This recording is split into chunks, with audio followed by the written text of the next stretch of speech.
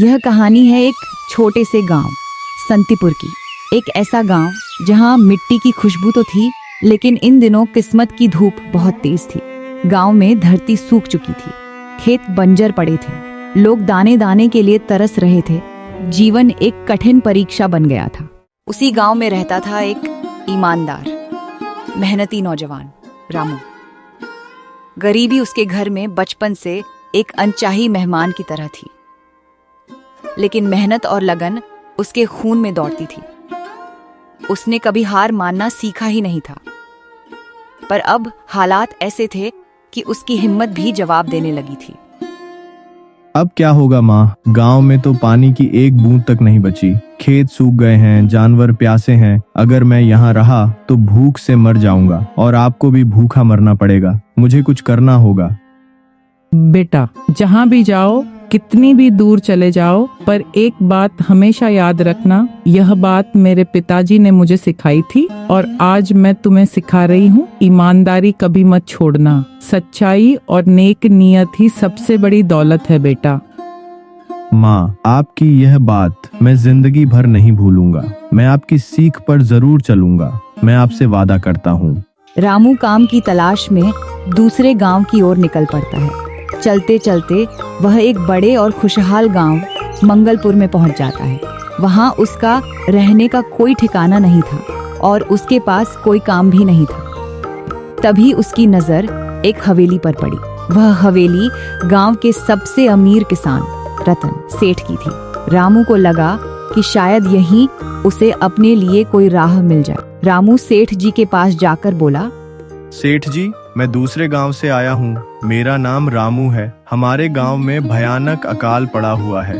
सारे खेत बंजर हो गए हैं, पानी की एक बूंद भी नहीं बची। भूख से मेरे परिवार का बुरा हाल है। क्या मुझे आपके यहाँ कोई काम मिल सकता है? मैं बहुत मेहनती हूँ, कोई भी काम कर लूंगा।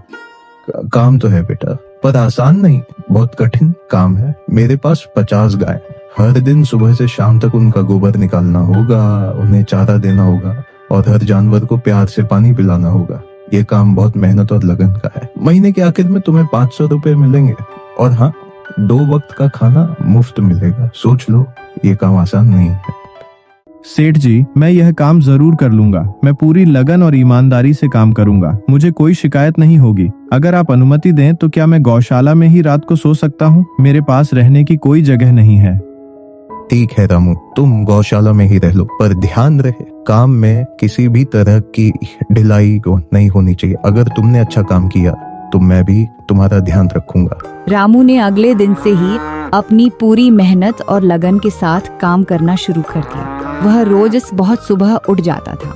सबसे पहले गौशाला साफ करता, सारा गोबर हटाता, फिर ताजा चारा डालता और समय पर पानी भी पिलाता था। धीरे धीरे समय बीतता गया और रामू की यह ईमानदारी और जानवरों के प्रति उसका प्यार पूरे मंगलपुर गांव में एक मिसाल बन गया। रतन सेठ भी रामू के काम से बेहद खुश थे, क्योंकि उनके जानवर अब पहले से ज्यादा स्वस्थ और खुश थे। एक दिन रतन सेठ ने रामू को बुलाया और उससे कहा, अरे रामू, मुझे तुम्हारा काम बहुत पसंद आया है। तुम बहुत ही ईमानदार और कर्मठ लड़के हो। तुम्हारे आने से मेरे जानवर ज्यादा स्वस्थ और खुश हैं और दूध की गुणवत्ता भी बढ़ गई है। मैं तुम्हारी मेहनत से बहुत प्रभावित हूँ, इसलिए मैंने फैसला किया है कि अब से तुम्हारी तनख्वाह 500 नहीं बल्कि 1000 रुपए होगी। यह तुम्हारी मेहनत का इनाम है। तुम इसी तरह लगन से काम करते रहो। बहुत बहुत धन्यवाद सेठ जी, ये आपकी कृपा है। मैं हमेशा आपकी उम्मीदों पर खरा उतरने की कोशिश करूंगा। कुछ दिन ऐसे ही बीतते रहे। रामू रतन सेठ के पास बड़ी ईमानदारी और मेहनत से काम करता रहा। रामू ने अब हर महीने मिलने वाले 1000 रुपये में से कुछ पैसे बचाना शुरू कर दिए। कुछ ही महीनों में उसने अपनी बची हुई कमाई से एक छोटी सी मिट्टी की झोपड़ी बनवा ली। उफ, उस गौशाला में सोकर तो नाक में गोबर की गंध अब तक नहीं गई थी। अब आखिरकार मुझे अपने घर में चैन से सोने को तो मिलेगा। अब रामू दिन में सेठ जी के पास काम करता और 2 वक्त का खाना खाकर अपने घर सोने के लिए चला जाता था। कई साल ऐसे ही बीत जाते हैं। एक दिन रामू सेठ जी से कहता है, सेठ जी, आजकल गांव में चोरी की समस्या बहुत बढ़ गई है। मेरे पास कुछ पैसे जमा हैं जो मैंने घर में रखे हुए हैं, पर मुझे उन पैसों की चोरी की चिंता होती है। आपको तो पता है मैं दिन भर यहाँ काम करता हूँ और रात में ही घर जाता हूँ। मुझे रोज उन पैसों की चोरी का डर सताता है। देखो रामू, तुम्हारी चिंता जायज है। इस समय गांव में कोई भी सुरक्षित नहीं है, लेकिन एक ही जगह है जहां तुम्हारे पैसे पूरी तरह सुरक्षित रहेंगे। वह है जमींदार हरनाम सिंह का घर। वह बहुत ईमानदार और प्रभावशाली आदमी है। उनके घर में चौकीदार भी हैं और उनका घर किले जैसा मजबूत है। किसी चोर की हिम्मत नहीं होगी वहां घुसने की। तुम अपने पैसे उनके पास रख दो। ठीक है सेठ जी, मैं आज ही उनसे मिलकर आता हूँ। आपकी सलाह के लिए बहुत बहुत धन्यवाद। अगले दिन रामू पैसे रखने के लिए जमींदार हरनाम सिंह के पास जाता है। पहरेदार ने उसे रोका और बोला, अरे कहाँ जा रहे हो? बिना पूछे अंदर आने की इजाजत नहीं है। जी, मुझे जमींदार जी से मिलना है। मुझे उनसे कुछ काम है। क्या काम है तुमको? जी, मुझे कुछ पैसे रखवाने थे उनके पास। यही काम के लिए आया हूँ। अच्छा ठीक है, तुम अंदर जा सकते हो। नमस्ते जमींदार जी, मैं रतन सेठ के यहाँ काम करता हूँ। मेरा नाम रामू है। मेरे पास अपनी मेहनत से कमाए हुए 8,000 रुपए हैं। गांव में चोरी बहुत बढ़ गई है, इसलिए डर लगता है। क्या आप मेरे पैसे अपने पास सुरक्षित रख सकते हैं? भला मैं तुम्हें कैसे मना कर सकता हूँ? तुम तो रतन सेठ के आदमी हो। रख दो। तुम्हारे पैसे मेरे पास मंदिर की मूर्ति की तरह सुरक्षित रहेंगे। निश्चिंत रहो, एक भी पैसा इधर उधर नहीं होगा। रामू अपने पैसे जमींदार को देकर अपने घर चला जाता है। हाँ रामू, तुम्हारे पैसे मेरे हाथों में ही अच्छे लगते हैं। रामू को यह नहीं पता था कि वही ईमानदार जमींदार हरनाम सिंह, जिसकी पूरे गांव में इज्जत थी, असल में सबसे बड़ा धोखेबाज था। उसकी मीठी बातों और बनावटी मुस्कान के पीछे एक गहरा लालच छिपा था। रामू की सादगी और विश्वास का फायदा उठाने का मौका उसे मिल गया था। ऐसे ही 2 साल बीत जाते हैं। एक दिन रामू सोचता है, अब मेरे पास और भी बचत हो गई है। अगर जमींदार जी से अपने पैसे ले लूं तो मैं अपने गांव वापस जाकर एक छोटी जमीन खरीद लूंगा। मैं अपने खेतों को फिर से हरा भरा बनाऊंगा। रामू जमींदार जी के घर जाकर कहता है, जमींदार जी नमस्ते, मैं रामू। मैं अपने पैसे लेने आया हूँ, वही 8,000 रुपए जो मैंने 2 साल पहले आपको संभालने के लिए दिए थे। कौन रामू? कौन से पैसे? मैंने तो तुम्हें कभी देखा भी नहीं। तुम कौन हो? मेरे पास तुम्हारे कोई पैसे नहीं है।